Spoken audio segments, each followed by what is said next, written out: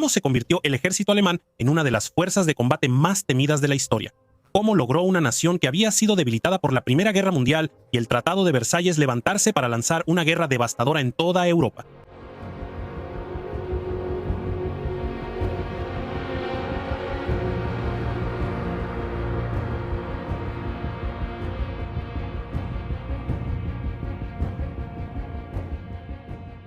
La Wehrmacht no solo era fuerte, era revolucionaria. Las tácticas de Blitzkrieg, la tecnología de punta, el entrenamiento de élite y una eficiencia implacable la convirtieron en una máquina de guerra que aplastó a sus enemigos con ofensiva relámpago. ¿Pero fue una estrategia superior, pura disciplina o algo mucho más oscuro lo que impulsó su dominio?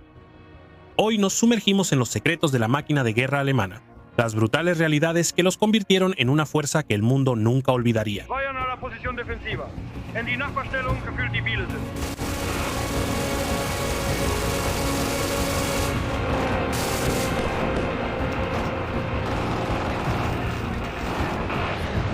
No voy a correr todo el camino y las pantorrillas activadas.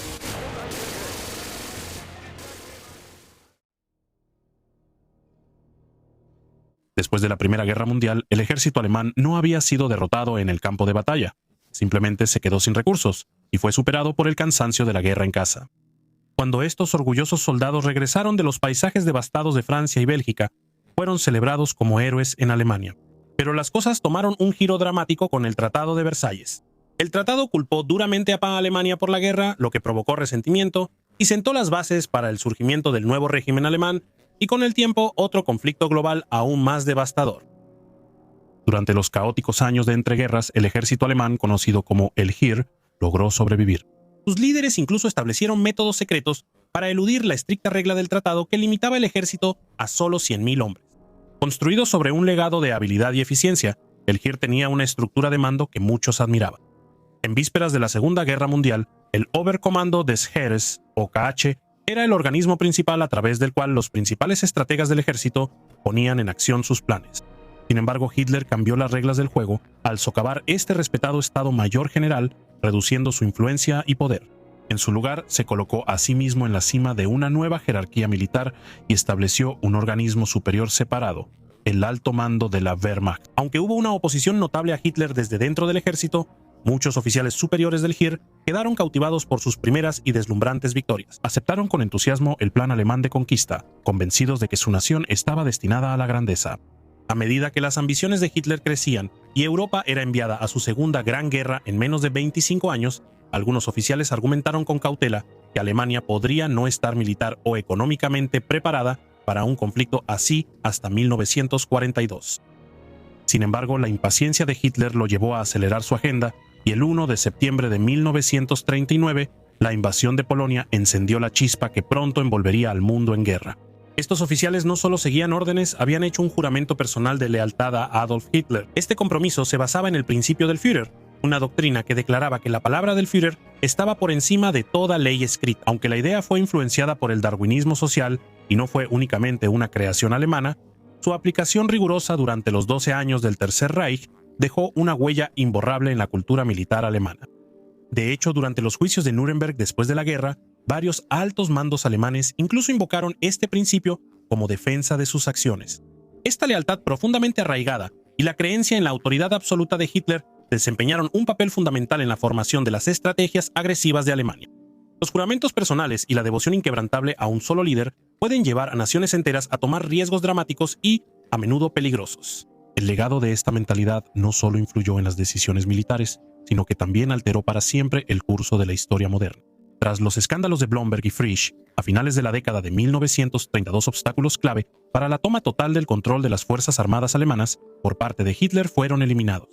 Con estos obstáculos eliminados, Hitler nombró al mariscal de campo Wilhelm Keitel como comandante en jefe del Alto Mando de la Wehrmacht, OKW. Keitel era un oficial de carrera experimentado, ya que ya había servido como jefe de la oficina de las Fuerzas Armadas. El ascenso de Keitel estaba entrelazado con sus conexiones previas. Había sido nombrado por el ministro de Defensa Werner von Blomberg, un hombre que alguna vez fue un amigo cercano. Veterano de la Primera Guerra Mundial que había sido herido en combate y ascendió constantemente en las filas durante el periodo de entreguerras de la Reichswehr, Keitel se fue distanciando cada vez más de Blomberg cuando su idea de una estructura de mando unificada para todas las fuerzas armadas alemanas fue rechazada.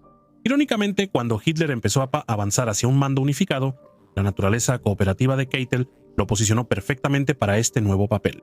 Una vez al mando del OKW, Keitel reestructuró la organización para satisfacer las demandas de una fuerza militar moderna. Estableció una sección económica dirigida por el general de división Georg Thomas, una sección de inteligencia bajo el mando del almirante Canaris y una sección de operaciones comandada por el coronel general Alfred Jodl. Con el tiempo, la lealtad de Keitel hacia Hitler se volvió casi absoluta. En los juicios de Nuremberg afirmó célebremente que el principio del Führer, la palabra del Führer, está por encima de toda ley escrita. No solo era natural, sino esencial para las operaciones militares, reflejando así su obediencia ciega. Sin embargo, hubo un momento raro en el que el propio juicio de Keitel salió a la luz. Durante las etapas de planificación de la Operación Barbarroja, la invasión masiva a la Unión Soviética objetó que el plan era demasiado ambicioso. Su desacuerdo no le cayó bien a Hitler, quien era famoso por su intolerancia a las críticas. Cuando Keitel ofreció su renuncia en protesta, Hitler se negó, declarando que solo él podía decidir si y cuándo un líder militar debía hacerse a un lado. A partir de ese momento, Keitel se convirtió prácticamente en un sirviente servil del Führer, un cambio tan pronunciado que algunos de los otros oficiales incluso empezaron a llamarlo Keitel el lacayo o simplemente el lacayo. Cada soldado alemán de esa época era una pieza integral en una vasta y formidable máquina de guerra, meticulosamente entrenado, rigurosamente organizado y preparado para la conquista. Mientras innumerables hombres vestían el uniforme del Heer, solo unos pocos selectos alcanzaban el estimado rango de oficial, lo que subraya la naturaleza de élite del liderazgo militar dentro de esta enorme fuerza.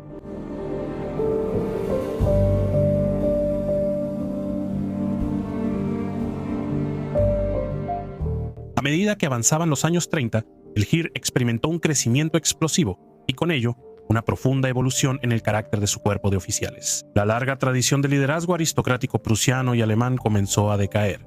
Este cambio fue impulsado por varios factores: la profunda desconfianza de Hitler hacia la élite establecida y la enorme escala de la expansión militar que exigía una rápida incorporación de nuevos oficiales. A medida que aumentaban las presiones de una guerra cada vez más intensa, los rangos de liderazgo se abrieron a individuos que tradicionalmente no habrían ascendido, aquellos que demostraron su valía mediante heroísmo en el campo de batalla, mérito excepcional o simplemente al ocupar el lugar de otros mientras aumentaban las bajas. Dentro de este marco militar en evolución, los oficiales se clasificaban en 3 categorías distintas según su experiencia y las circunstancias únicas que llevaron a su ascenso. Antes de la Segunda Guerra Mundial, el cuerpo de oficiales de reserva estaba compuesto principalmente por suboficiales que ya habían demostrado un servicio excepcional. Al ser dados de baja del servicio activo, estos veteranos a menudo eran nombrados oficiales de reserva. Además, había reclutas que, al destacar durante su primer año de servicio, llamaban la atención de sus superiores y eran promovidos rápidamente a puestos de mando. Otro grupo de reservistas, aquellos que cumplían con un exigente nivel educativo, eran designados como cadetes de oficial. Estos cadetes recibían una capacitación extensa y especializada para prepararlos para liderar pelotones de infantería y se les requería participar en ejercicios de entrenamiento anuales, asegurando que sus habilidades se mantuvieran afinadas y su preparación no se viera comprometida. En paralelo, el Heer regular mantenía su propio sólido cuerpo de oficiales que además se dividía en 2 grupos clave. El primero estaba compuesto por el Cuerpo del Estado Mayor, un grupo selecto de oficiales identificados por su potencial para comandar en los niveles más altos, quienes recibían capacitación especializada para enfrentar las complejas demandas del liderazgo estratégico. El segundo grupo consistía en oficiales regulares que participaban activamente en las operaciones diarias del ejército, ocupando diversos puestos de mando y de Estado Mayor a lo largo de la jerarquía. A medida que la guerra se intensificaba, la demanda de líderes experimentados impulsó el llamado de muchos oficiales retirados y los ascensos de campaña de suboficiales capaces se volvieron cada vez más comunes. Este sistema dinámico de clasificación y ascensos no solo reflejaba la capacidad del Heer para adaptarse bajo presión, sino que también destacaba el impulso implacable por mantener un liderazgo efectivo en medio de los desafíos de un conflicto prolongado y brutal. La intensa necesidad de personal durante el conflicto llevó a que muchos reclutas extendieran su servicio mucho más allá de su periodo inicial de alistamiento. Entre estos hombres, unos pocos seleccionados se ofrecieron voluntariamente o fueron identificados como poseedores de las cualidades necesarias para convertirse en oficiales de reserva. Estos individuos se sometieron a un riguroso entrenamiento de oficiales, recibieron nombramientos como oficiales de reserva y se comprometieron a servir hasta el final de la guerra. Este enfoque no solo preservó habilidades esenciales dentro de las filas, sino que también creó un reservorio de líderes potenciales listos para ser llamados a medida que las demandas del campo de batalla se volvían cada vez más agudas.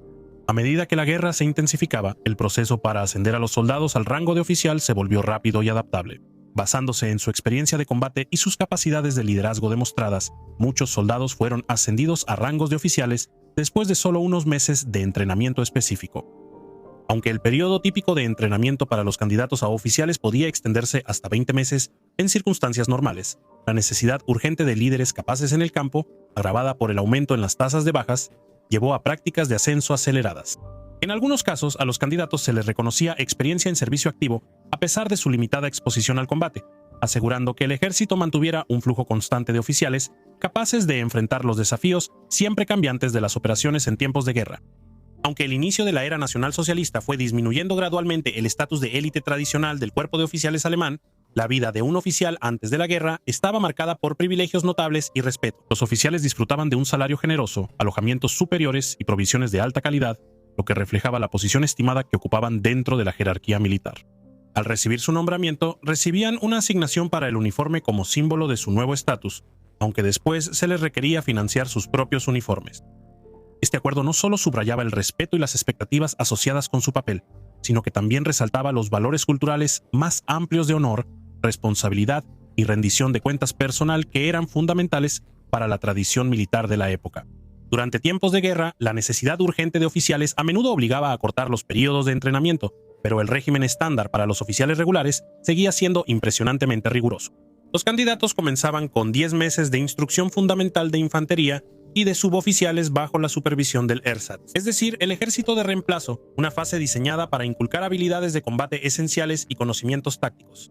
A esto le seguía un periodo crucial de 7 meses en campaña, donde los aspirantes a oficiales se unían a unidades activas, participaban en operaciones reales y recibían entrenamiento en entornos especializados como ambientes de Estado Mayor o escuelas de armas de combate. El entrenamiento culminaba con 3 meses de instrucción avanzada y especializada en áreas como infantería, blindados, artillería o ramas de apoyo. Los candidatos a oficiales de reserva experimentaban un plan de estudios similar, aunque su entrenamiento estaba marcado por una supervisión más intensiva del ejército de reemplazo, asegurándose de que cada posible líder estuviera rigurosamente preparado para enfrentar los desafíos de batalla que evolucionaban rápidamente. La doctrina de entrenamiento del Heer, con su enfoque inquebrantable en la acción ofensiva y el liderazgo desde el frente, exigía un valor extraordinario de sus oficiales. Esta filosofía requería que los líderes se enfrentaran directamente a las fuerzas enemigas, dando el ejemplo a sus tropas, pero también exponiéndose a riesgos significativos. El precio de este enfoque fue alto. Al final de la Segunda Guerra Mundial, más de 80 generales alemanes habían muerto en combate y muchos más habían sufrido heridas graves. Tan solo entre septiembre de 1939 y marzo de 1942, más de 16.000 oficiales alemanes perdieron la vida, y la mayoría de estas bajas ocurrieron en el brutal Frente Oriental. Estas cifras no solo resaltan la naturaleza implacable del conflicto, sino que también subrayan los profundos sacrificios exigidos por una cultura militar que valoraba el liderazgo en primera línea y el valor personal. El suboficial era realmente la columna vertebral del ejército en campaña, representando tanto a los soldados de carrera como a aquellos seleccionados entre los reclutas que se distinguieron durante el entrenamiento.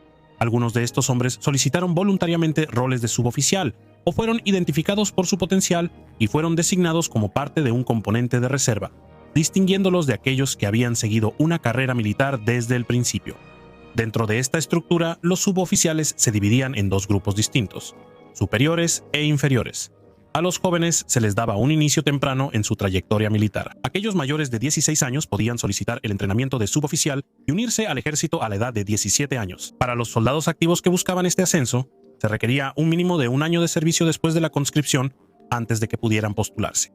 Dependiendo de la edad y experiencia del soldado, los términos iniciales de servicio variaban, ofreciendo compromisos de 4 años y medio o hasta 12 años. Su entrenamiento comenzaba con 4 meses de instrucción básica, sentando las bases para la disciplina y habilidades fundamentales, seguido de 6 meses de entrenamiento especializado, adaptado a las necesidades de las diferentes ramas, como infantería, artillería, blindados o tropas de montaña.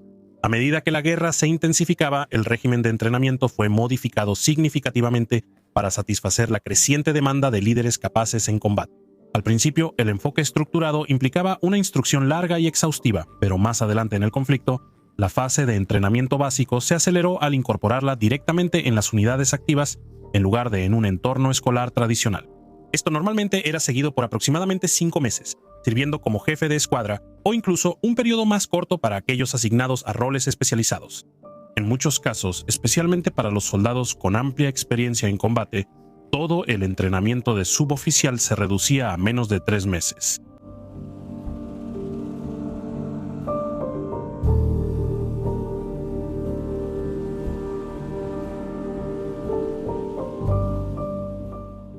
Para Alemania, la Segunda Guerra Mundial no fue solo otra guerra, se presentó como una batalla por la supervivencia total. Las cicatrices de la Primera Guerra Mundial aún estaban muy presentes, y a cada soldado se le hacía creer que una derrota esta vez significaría algo mucho peor que el Tratado de Versalles. El pueblo alemán había visto a su país humillado, su economía destrozada y su ejército reducido a casi nada después de 1918. Cuando Hitler llegó al poder, se alimentó de este resentimiento, uniendo a la nación con la promesa de resurgimiento, fuerza y venganza. El mensaje era claro: esta guerra no se trataba solo de la victoria, se trataba de evitar la destrucción total de Alemania y Europa. Cada soldado alemán sabía lo que pasó la última vez que perdieron una guerra. Después de la Primera Guerra Mundial, el Tratado de Versalles había dejado a Alemania devastada. Le quitaron territorios, la economía quedó agobiada con reparaciones imposibles y el ejército, antes orgulloso, se redujo a apenas 100.000 hombres. Apenas lo suficiente para defender el país. En los años que siguieron, la hiperinflación, el desempleo masivo y la inestabilidad política alimentaron un sentimiento de desesperación. El ascenso de Hitler se basó en la promesa de que Alemania nunca volvería a sufrir tal humillación. A la Wehrmacht se le inculcó esta creencia. Se les enseñó que esta guerra era una cuestión de vida o muerte. Si perdían, Alemania dejaría de existir tal como la conocían. La propaganda reforzaba este miedo sin descanso. Hitler y Goebbels retrataban a Alemania como una nación sitiada, rodeada de enemigos que buscaban su aniquilación total. La guerra no era solo contra Gran Bretaña, Francia o la Unión Soviética, era contra las fuerzas que, según afirmaba el régimen, habían conspirado para destruir Alemania después de 1918. Este mensaje se inculcaba tanto a los soldados como a los civiles. No solo estaban luchando por la conquista, estaban luchando por la supervivencia de su patria, sus familias y su futuro. Esta creencia impulsó enormemente el esfuerzo bélico alemán. En los primeros años, sus campañas militares se ejecutaron con una precisión implacable. Polonia cayó en semanas, Francia colapsó en solo unos meses y las fuerzas alemanas avanzaron profundamente en territorio soviético. Su confianza era alta, su fuerza innegable, pero cuando la marea empezó a cambiar después de Stalingrado y tras la derrota en el norte de África, la propaganda se intensificó. La guerra total fue declarada en 1943 y se le dijo al pueblo alemán que debía prepararse para un sacrificio absoluto. Cada fábrica fue reconvertida para el esfuerzo de guerra. Cada recurso fue dirigido al frente. Rendirse nunca fue una opción. Incluso mientras los aliados avanzaban en todos los frentes, se le recordaba al pueblo alemán lo que sucedió en 1918: ocupación, hambre y humillación. Alemania se aseguró de que creyeran que perder de nuevo significaría un sufrimiento aún mayor. Esto llevó a una de las resistencias más feroces vistas en la guerra. En el frente oriental, en Normandía, en las Ardenas, en los últimos días, Hitler ordenó la defensa de Berlín, lanzando hasta el último hombre, mujer y niño a la lucha, porque para Alemania no podía permitirse rendirse. Al final, la idea de que esta guerra era por la supervivencia de Alemania impulsó a sus soldados a luchar con más fuerza, resistir por más tiempo y sacrificarse más que casi cualquier otro ejército en la historia. Lucharon no solo por órdenes, sino por la creencia de que su propia nación estaba en juego. Esta mentalidad, aunque finalmente llevó a la ruina, hizo de la Wehrmacht una de las fuerzas de combate más decididas y tenaces que el mundo haya visto jamás.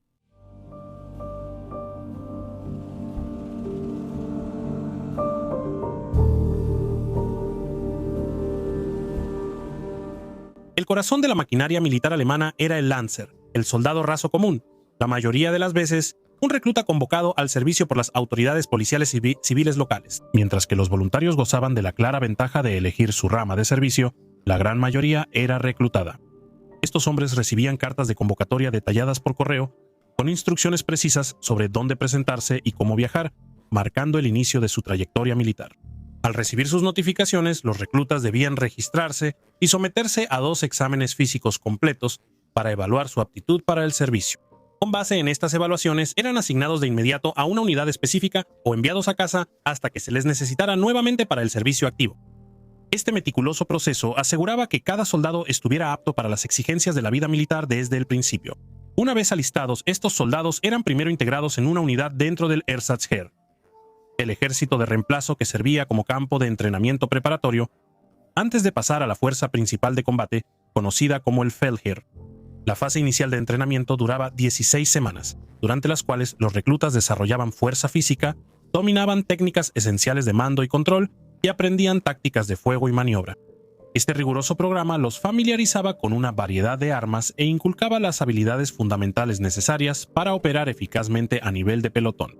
La disciplina y las regulaciones estrictas eran pilares fundamentales de la filosofía de entrenamiento del Heer. El ambiente de entrenamiento era notoriamente duro, con un énfasis constante en mantener el orden y asegurar una obediencia inquebrantable a las órdenes. Tanto el alto mando, incluyendo el Oberhauptmann y el Estado Mayor General, respaldaban medidas severas para imponer la disciplina.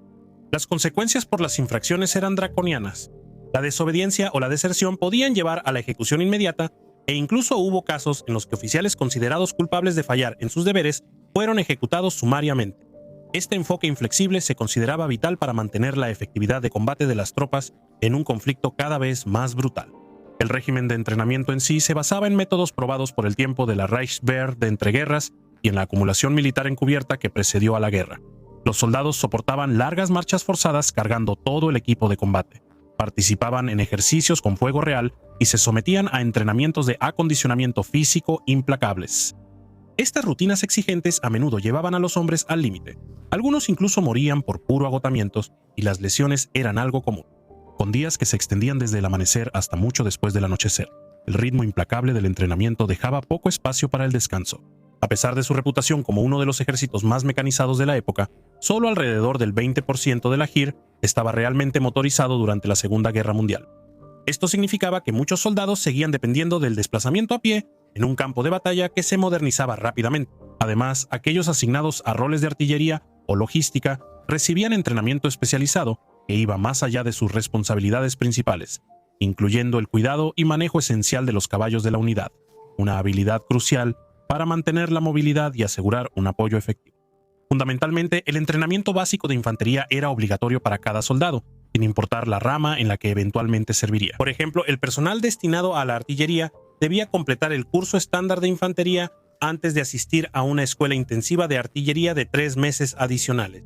Este requisito universal aseguraba que todos los soldados, independientemente de su especialización, tuvieran una base en las tácticas y la disciplina fundamentales que definían la doctrina operativa del Heer.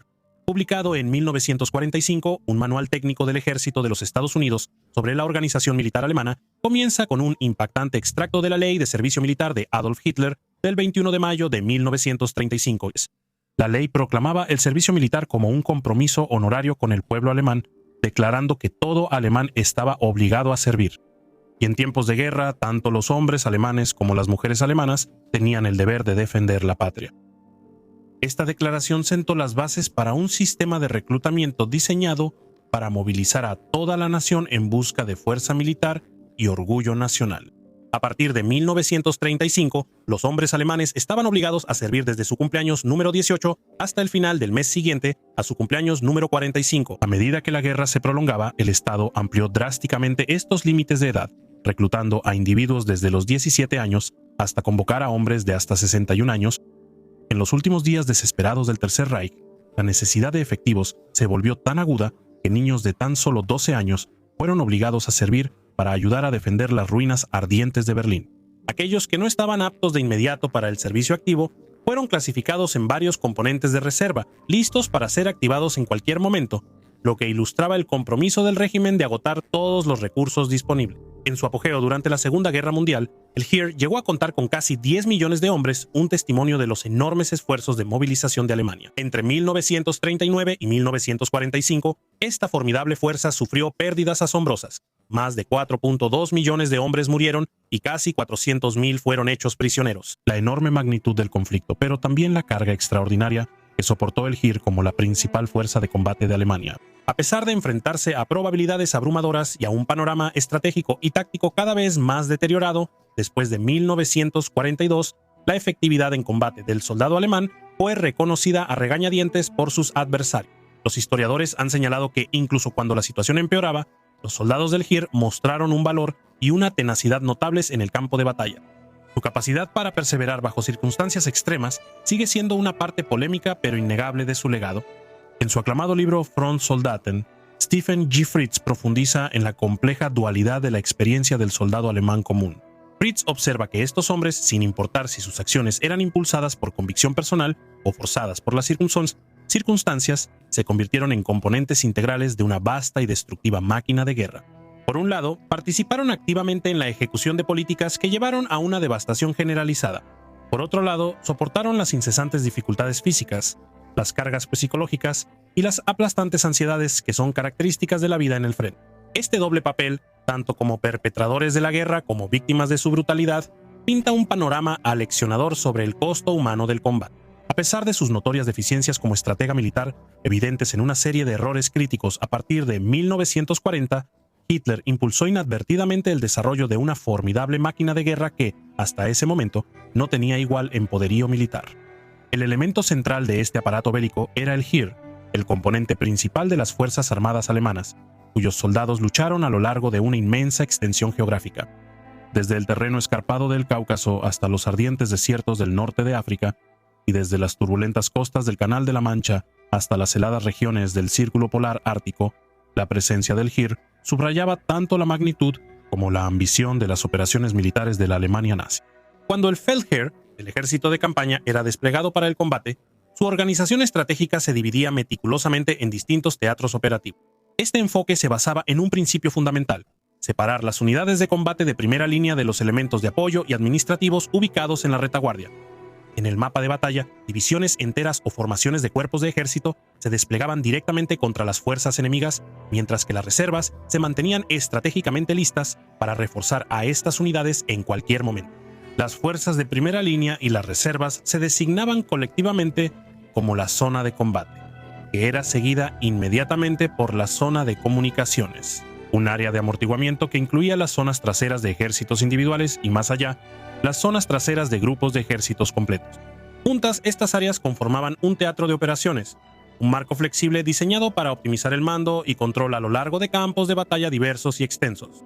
Más allá de los teatros activos se encontraban los territorios ocupados o zonas de administración militar que variaban drásticamente en tamaño, desde unas pocas millas cuadradas hasta naciones enteras bajo control alemán. La patria alemana, ubicada más lejos de las zonas de combate, estaba dividida en distritos militares. Estos distritos mantenían líneas de comunicación directas tanto con el Feldherr como con el Ersatzheer, el ejército de reemplazo, asegurando así el transporte fluido y eficiente de suministros y refuerzos a las líneas del frente. Esta red logística era un componente fundamental de la estrategia general, destacando cómo el concepto de teatro podía adaptarse sin problemas para acomodar los diferentes tamaños y fortalezas de las fuerzas disponibles. A lo largo de la Segunda Guerra Mundial, la estructura organizativa del Feldherr estuvo en un estado de constante evolución. Las divisiones, cuerpos y ejércitos completos eran reasignados regularmente a distintos mandos, transferidos entre áreas operativas o reconstituidos con tropas de reemplazo para compensar las graves pérdidas en combate. En muchos casos, algunas unidades del Heer estaban tan gravemente diezmadas que, aunque oficialmente seguían siendo denominadas divisiones o regimientos completos, su fuerza de combate real estaba muy por debajo de los requisitos estándar. La unidad operativa más grande dentro del Feldherr era el grupo de ejércitos, una formación masiva que reunía a 2 o más ejércitos, cada uno con sus propios componentes integrales de infantería, blindados, artillería y, con frecuencia, incluso un contingente aéreo de la Luftwaffe que trabajaba en estrecha coordinación. Un grupo de ejércitos normalmente comandaba a varios cientos de miles de soldados, lo que lo convertía en uno de los elementos más importantes de la estrategia militar alemana. Cuando un grupo de ejércitos estaba compuesto completamente por tropas alemanas, se le designaba como Heeresgruppe, lo que reflejaba su composición puramente nacional y su papel central en la ejecución de campañas a gran escala. Un claro ejemplo de la evolución en la estructura y el despliegue estratégico del Feldherr es el Grupo de Ejércitos Norte, o Heeresgruppe Nord, establecido en septiembre de 1939 bajo el liderazgo del mariscal de campo Fedor von Bock y controlado nominalmente por el OKH durante todo el conflicto, el Grupo de Ejércitos Norte fue originalmente encargado de las operaciones durante la invasión de Polonia. En ese momento, sus fuerzas principales estaban compuestas por el tercer y cuarto ejércitos, con la 10ª División Panzer, junto con las divisiones de infantería 73, 206 y 208, mantenidas en reserva. Esta formación demostraba la naturaleza flexible pero robusta de la organización militar alemana, donde la movilización rápida y los elementos de apoyo integrados eran clave para el éxito operacional. Después de la campaña de Polonia en octubre de 1939, el Grupo de Ejércitos Norte fue trasladado al Frente Occidental y redesignado como Grupo de Ejércitos B. Esta reorganización incluyó tanto al cuarto como al sexto ejércitos, preparando el escenario para una gran ofensiva durante el Plan Amarillo. El 10 de mayo de 1940, cuando comenzó la invasión de Francia y los Países Bajos, el Grupo de Ejércitos B era una fuerza formidable. Estaba compuesto por 3 cuerpos del 18º Ejército del general Georg von Küchler y 6 cuerpos del 6º Ejército del general Walter von Reichenau, sumando en total 29 divisiones. De estas, 23 eran divisiones de infantería, 3 eran divisiones Panzer, 2 eran de infantería motorizada y 1 era una división de caballería. Esta composición diversa no solo ilustra la amplitud de opciones tácticas disponibles para el mando alemán, sino que también refleja la adaptabilidad del ejército alemán para responder a los desafíos dinámicos de la guerra moderna. En preparación para la invasión de la Unión Soviética, se formó un nuevo grupo de ejércitos norte en el frente oriental, tomando en gran medida unidades del grupo de ejércitos C. Bajo el mando del mariscal de campo Wilhelm Ritter von Lieb, esta formación recién constituida avanzó de manera constante hacia Leningrado. El grupo de ejércitos estaba a punto de capturar la ciudad cuando Hitler detuvo abruptamente la ofensiva, optando en su lugar por una estrategia de guerra de asedio destinada a matar de hambre a la población civil para forzar su rendición. El asedio de Leningrado de 900 días finalmente no logró alcanzar sus objetivos estratégicos y agotó considerablemente la fuerza alemana. Durante la fase inicial de la Operación Barbarroja, esta segunda encarnación del Grupo de Ejércitos Norte era una fuerza compuesta que incluía al 18º Ejército, al 16º Ejército, al 4º Ejército Panzer y varias unidades especializadas. Esta diversa gama de poder de combate fue diseñada para explotar las debilidades en las defensas soviéticas, combinando unidades mecanizadas y blindadas con infantería tradicional para maximizar la efectividad en el campo de batalla. A medida que el conflicto en el frente oriental evolucionaba, el Grupo de Ejércitos Norte seguía siendo un elemento central de las operaciones alemanas. Para octubre de 1941, la composición del Grupo de Ejércitos se había ampliado para incluir no solo al 16º y 18º Ejércitos, sino también a la División Azul Española, una unidad de voluntarios fascistas de la España de Franco que se habían unido a la Wehrmacht. Esta incorporación de más personal y tropas especializadas subrayaba el carácter cada vez más internacional y desesperado del esfuerzo bélico del eje. Un año después, bajo el liderazgo del general von Küchler, el grupo fue reforzado aún más con la incorporación del 11º Ejército, aumentando su fuerza total y su flexibilidad operativa. En 1944, las encarnizadas batallas a lo largo de la costa del Báltico pusieron a prueba los límites del Grupo de Ejércitos Norte durante un agotador periodo de 7 meses. El mando del Grupo de Ejércitos pasó por una serie de altos oficiales: el mariscal de campo Walter Model, el coronel general Georg Lindemann, el coronel general Johannes Freisner y el mariscal de campo Ferdinand Schörner. Cada uno tenía la tarea de adaptarse a las condiciones rápidamente cambiantes en el frente. Su liderazgo sucesivo resalta tanto los desafíos estratégicos como las exigencias operativas que enfrentaron las fuerzas alemanas en las etapas finales de la guerra. En los últimos meses del conflicto, el Grupo de Ejércitos Norte fue reubicado para operar en Prusia, donde continuó combatiendo con el 16º Ejército y el 18º Ejército, mientras el Grupo de Ejércitos era reforzado por un conjunto de destacamentos y grupos de combate reunidos apresuradamente en respuesta a la situación que se deterioraba. En enero de 1945, durante intensos combates en Letonia, el Grupo de Ejércitos pasó a llamarse Grupo de Ejércitos de Curlandia. Simultáneamente, los restos del antiguo Grupo de Ejércitos Centro fueron reorganizados y rebautizados como un nuevo Grupo de Ejércitos Norte. Estos cambios de último minuto reflejan los esfuerzos caóticos y desesperados del ejército alemán por reconstituir sus fuerzas en medio de los frentes colapsados de un régimen en ruinas. El Grupo de Ejércitos B fue una designación aplicada a 3 formaciones distintas a lo largo de la guerra, cada una reflejando las necesidades estratégicas cambiantes y los frentes de batalla en constante movimiento del ejército alemán. Su primera encarnación, comandada por el mariscal de campo Fedor von Bock, estaba compuesta por aproximadamente 300.000 soldados que desempeñaron un papel fundamental durante las campañas de mayo de 1940 en Bélgica y los Países Bajos. Esta formación fue fundamental para ejecutar maniobras rápidas y contundentes que caracterizaron los primeros éxitos de la estrategia Blitzkrieg en Europa Occidental. Un segundo grupo de ejércitos B surgió en el Frente Oriental, en la antesala de la ofensiva de verano de 1942 de la Wehrmacht contra el Ejército Rojo. Tomando principalmente fuerzas del antiguo Grupo de Ejércitos Sur, esta formación incluía notablemente al Sexto Ejército bajo el mando del mariscal de campo Friedrich von Paulus. El Sexto Ejército más tarde se volvería sinónimo de desastre durante la batalla de Stalingrado, que duró 6 meses, donde finalmente fue aniquilado por la implacable contraofensiva soviética. Tras esta derrota catastrófica, los restos de este segundo grupo de ejércitos B se fusionaron con el grupo de ejércitos Don para formar un reconstituido grupo de ejércitos Sur, una medida que subrayó los desesperados reajustes dentro de la estructura de mando alemana. La tercera y última encarnación del grupo de ejércitos B tomó forma en el norte de Italia en 1943 bajo el mando del mariscal de campo Erwin Rommel. A medida que avanzaba la guerra, esta formación fue trasladada a Francia tras los desembarcos aliados del día D. Posteriormente, el mando pasó al mariscal de campo Günther von Kluge y después al mariscal de campo Walter Model, bajo cuyo liderazgo el grupo de ejércitos B se involucró profundamente en varios enfrentamientos importantes. Sus elementos lucharon en Normandía, participaron en la operación Market Garden y contribuyeron a la intensa ofensiva aliada aérea y terrestre en los Países Bajos durante el otoño de 1944, antes de desempeñar un papel significativo en la ofensiva de las Ardenas, mejor conocida como la Batalla de las Ardenas. Las formaciones del eje que combinaban unidades alemanas con las de otras naciones, especialmente el ejército italiano en el norte de África y los ejércitos rumano y húngaro en el frente oriental, a menudo eran designadas como Armeegruppen.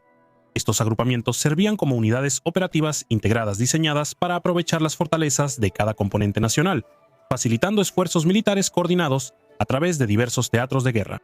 Antes de 1943, el término grupo de ejércitos se usaba de manera bastante imprecisa. Incluía no solo formaciones multinacionales completamente integradas, sino también formaciones reforzadas o incluso grandes agrupaciones de divisiones específicas adaptadas para roles de combate particulares.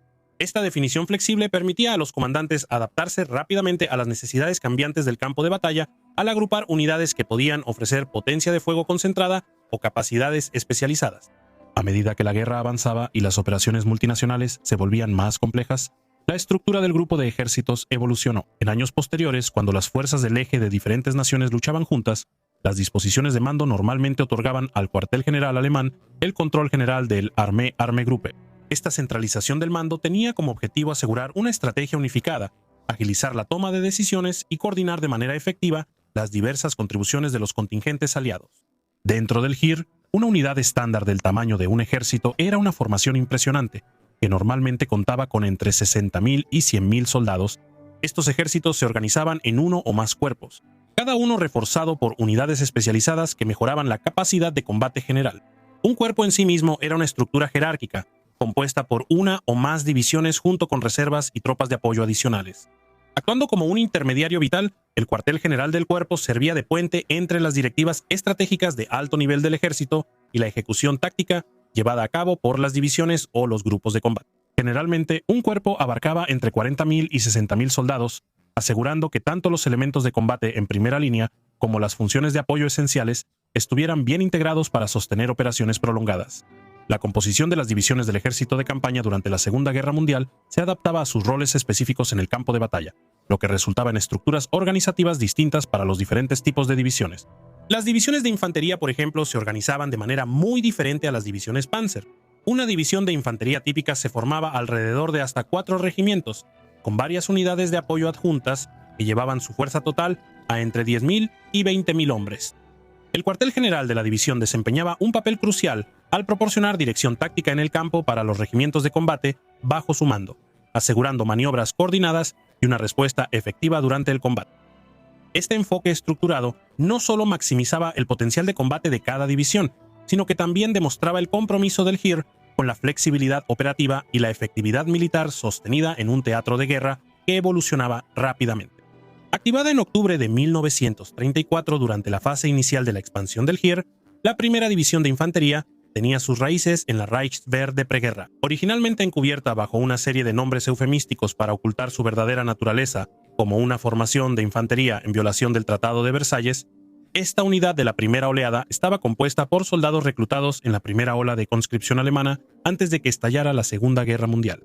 La división demostró rápidamente su valor operativo en el campo de batalla, Participó en la campaña de Polonia como un componente integral del Tercer Ejército bajo el mando del general von Quechler. Después de un breve redespliegue a Francia, la primera división regresó al Frente Oriental, donde se mantuvo como una presencia constante durante gran parte de la guerra. Participó en el avance del 18º Ejército hacia Leningrado, enfrentándose en combates feroces alrededor del lago Ladoga, y más tarde fue reasignada al Primer Ejército Panzer durante el duro invierno de 1943. En los capítulos finales del conflicto, operando junto al Tercer y Cuarto Ejércitos, la división se encontró envuelta en combates brutales contra el Ejército Rojo Soviético cerca de Königsberg, en Prusia Oriental. Las exigencias implacables del combate requirieron cambios significativos en la composición de la división con el paso del tiempo. Durante la campaña de Polonia, la primera división estaba estructurada en torno a 3 regimientos de infantería, el primero, el 22º y el 43º, apoyada por un regimiento de artillería con un batallón adjunto, junto con batallones especializados de ametralladoras, antitanques, zapadores, reconocimiento, transmisiones y sanidad. Esta configuración proporcionaba una combinación equilibrada de poder de fuego y capacidades de apoyo, esenciales para los enfrentamientos de principios de la guerra. Sin embargo, para 1944 la división se había adaptado a la naturaleza cambiante de la guerra moderna. Su orden de batalla fue modificada para incluir el Regimiento de Fusileros 22, que combinaba los roles de infantería pesada y reconocimiento para mejorar la flexibilidad en el campo de batalla. Los regimientos de granaderos 22 y 43, que continuaron brindando el desempeño confiable de los soldados de infantería tradicionales, y el Regimiento de Artillería 1, ahora reforzado con un batallón de artillería adicional. Estos cambios, junto con otras formaciones de apoyo integradas en su estructura, reflejaban una evolución continua diseñada para satisfacer las demandas cada vez más complejas del Frente Oriental. A lo largo de su historia operativa, la primera división de infantería fue dirigida por no menos de 12 comandantes diferentes, cada uno contribuyendo a las adaptaciones tácticas y la resiliencia de la unidad bajo presión. Esta frecuente rotación en el liderazgo no solo resaltaba la intensidad del entorno de combate, sino que también subrayaba la capacidad de la división para mantener la cohesión y la efectividad a pesar de los desafíos que presentaban las circunstancias cambiantes. El legado perdurable de la primera división radica en su evolución de una formación clandestina nacida por necesidad a una unidad endurecida en combate, que luchó en múltiples frentes, adaptando su estructura y mando para sobrevivir a las exigencias agotadoras de la Segunda Guerra Mundial. Por debajo del nivel de división, el GIR estaba organizado para maximizar tanto la flexibilidad como la efectividad en combate. El regimiento, que normalmente comprendía de 2.000 a 6.000 soldados, era la unidad principal responsable de enfrentarse directamente al enemigo. Estaba estructurado para desplegar sus propias unidades orgánicas y también para incorporar formaciones agregadas según fuera necesario. En algunos casos, el regimiento se subdividía aún más en batallones independientes, conocidos como Abteilungen. Estos Abteilungen, que generalmente contaban entre 500 y 1.000 soldados, eran teóricamente las unidades más pequeñas capaces de sostener operaciones de combate independientes. Un Abteilung completamente operativo era una formación compuesta que a menudo incluía infantería, artillería, blindados y elementos de ingenieros, reforzada con apoyo de armas pesadas de unidades de ametralladoras y morteros para cumplir su misión táctica. En el escalón táctico, la compañía jugaba un papel fundamental, normalmente compuesta por 100 a 200 soldados y organizada en 4 o 5 pelotones, que eran las principales formaciones de combate de la infantería del GIR. Inicialmente, cada pelotón se dividía en escuadras de 13 soldados. Sin embargo, las realidades del campo de batalla pronto obligaron a cambiar a escuadras más pequeñas de 10 hombres para mejorar la maniobrabilidad y la efectividad bajo fuego. Aunque los niveles más altos de mando estaban controlados por Hitler a través del OKW, los comandantes de campo frecuentemente recibían una autonomía considerable. Esta independencia permitió que los oficiales subalternos y los suboficiales tomaran la iniciativa en las líneas del frente, una cualidad que se volvió sinónimo del espíritu operativo del GIR. Esta estructura organizacional en capas, desde el regimiento hasta el Abteilung, la compañía, el pelotón y la escuadra, refleja el énfasis del GIR tanto en operaciones coordinadas a gran escala como en tácticas ágiles y reactivas a nivel básico. Al otorgar poder a los líderes de menor rango para tomar decisiones críticas durante el combate, el ejército alemán se aseguró de que incluso sus unidades más pequeñas pudieran adaptarse rápidamente a las condiciones impredecibles de la guerra. Esta combinación de organización rigurosa y mando descentralizado fue una piedra angular de la capacidad del GIR para mantener su eficacia operativa durante todo el conflicto. Las operaciones de combate dentro del GIR solían dar lugar a la rápida formación de grupos de batalla autónomos, conocidos como Kampfgruppen. Estas unidades versátiles se formaban directamente en el campo con las fuerzas disponibles, proporcionando una gama completa de capacidades terrestres. Iban desde grandes formaciones a nivel de cuerpo hasta grupos más pequeños de batallón o compañía. Un Kampfgruppe típico combinaba elementos de infantería, blindados, artillería y unidades antitanque, reforzados por tropas de apoyo, como zapadores y destacamentos médicos. Esta combinación integrada permitía una respuesta flexible y adaptable a la naturaleza fluida e impredecible de la guerra. A menudo, estas formaciones temporales recibían el nombre de su oficial al mando y se les asignaban misiones específicas. El concepto de Kampfgruppe era una característica estándar de la doctrina táctica del Heer y representaba el énfasis del ejército en el mando descentralizado y la rápida organización orientada a la misión. En muchos aspectos, este enfoque reflejaba las estructuras de mando de combate que más tarde empleó el ejército de los Estados Unidos durante la Segunda Guerra Mundial, ya que ambos estaban diseñados para reunir una diversa variedad de elementos de combate en una sola fuerza coherente, capaz de actuar de manera independiente y decisiva en el campo de batalla. Tras su derrota en El Alamein, en el otoño de 1942, las fuerzas del Eje en el norte de África se vieron obligadas a una retirada desesperada, cruzando cientos de millas de un desierto implacable, mientras las fuerzas aliadas avanzaban tanto desde el este como desde el oeste. Las unidades alemanas e italianas bajo el mando de los generales Erwin Rommel y Hans-Jürgen von Arnim enfrentaban la amenaza constante de quedar aisladas entre sí mientras se retiraban hacia la costa tunecina. Para contrarrestar este riesgo y mantener las líneas críticas de retirada, se formaron rápidamente varios grupos de combate flexibles, conocidos como Kampfgruppen, para asegurar los pasos clave de montaña y frenar el avance del enemigo. Una formación particularmente destacada fue el Kampfgruppe Fulrad, creado en febrero de 1943 bajo el mando del teniente coronel Fritz Fulrad, encargado de defender los estratégicos pasos de Fondue. A lo largo de un frente de 65 kilómetros, este grupo de combate reunió una mezcla diversa y formidable de fuerzas. Contaba con 12 compañías de infantería, 9 alemanas y 3 italianas, respaldadas por 14 cañones de campaña italianos y 3 piezas de artillería alemanas más pequeñas. La unidad también incorporó el 334 Batallón de Autos Blindados, que operaba cañones antiaéreos ligeros y 2 cañones de 88 milímetros. Eso, aunque originalmente estaba destinado a la defensa aérea, resultó letal en su función antitanque. Además, se incorporó un pelotón de fuerzas especiales de élite del famoso regimiento Brandeburgo, lo que aumentó aún más la flexibilidad de combate del grupo. Este grupo bien conformado lanzó un decidido contraataque contra las fuerzas estadounidenses que previamente habían desalojado a sus elementos avanzados y tomado una aldea cercana, marcando un éxito táctico significativo en medio de una retirada caótica. Los refuerzos pronto llegaron en forma del 190 Batallón de Reconocimiento, lo que permitió a Fulrad superar las líneas enemigas en Polonia, a través de las vastas extensiones de la Unión Soviética y en gran parte de Europa Occidental. Igualmente notable fue la capacidad del ejército de campaña para realizar operaciones defensivas sólidas. Cuando se vieron obligados a adoptar una postura defensiva, los militares alemanes aprovecharon la iniciativa y el ingenio de sus oficiales subalternos y suboficiales. Curtidos por la batalla, los soldados, impulsados por una determinación sombría de defender la patria, lucharon con una tenacidad implacable. Esta doble capacidad para realizar maniobras ofensivas explosivas y acciones defensivas sólidas no solo subrayó la adaptabilidad estratégica de los militares alemanes, sino que también aseguró que, incluso en retirada, sus formaciones siguieran siendo una fuerza potente en el campo de batalla.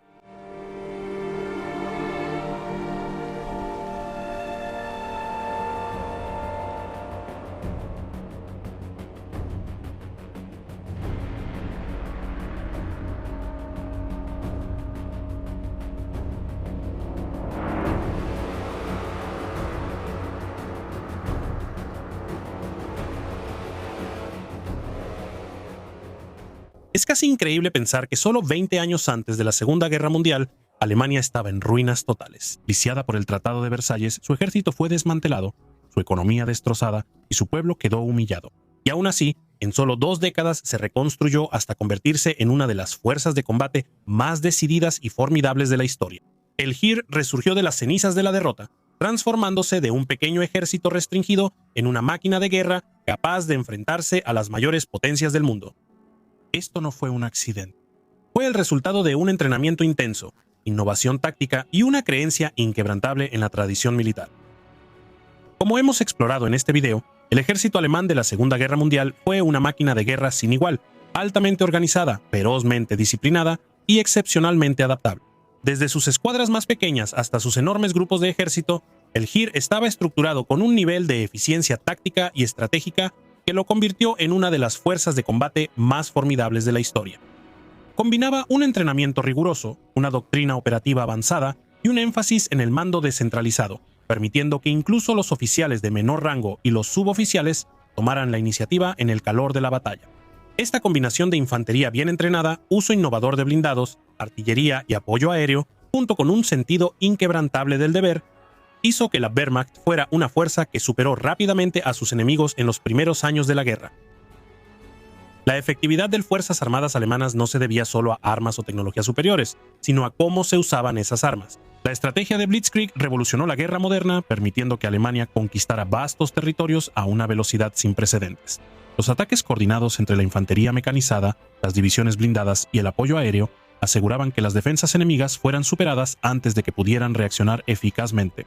La capacidad de explotar rápidamente las debilidades y ejecutar maniobras rápidas y decisivas aseguró las primeras victorias alemanas en Polonia, Francia y hasta el interior de la Unión Soviética. Incluso cuando la marea de la guerra se volvió en contra de Alemania, la resistencia del Heer seguía siendo notable. A medida que las líneas de suministro se extendían y los aliados ganaban superioridad tanto en número como en recursos, las tropas alemanas continuaron luchando con una tenacidad extraordinaria. La creatividad táctica demostrada tanto en los frentes ofensivos como defensivos, ya fuera en el combate urbano desesperado de Stalingrado, en las brutales retiradas a lo largo del frente oriental o en los últimos intentos desesperados. Contraofensivas como la batalla de las Ardenas consolidaron la reputación del soldado alemán como altamente capacitado y ferozmente decidido. Hoy en día, las tácticas y estrategias empleadas por la Wehrmacht todavía se estudian en academias militares de todo el mundo. Las Fuerzas Armadas modernas analizan la planificación operativa alemana, la guerra de armas combinadas y los principios de mando por misión, donde se confía en que los líderes de todos los niveles tomen decisiones en el campo de batalla de manera independiente.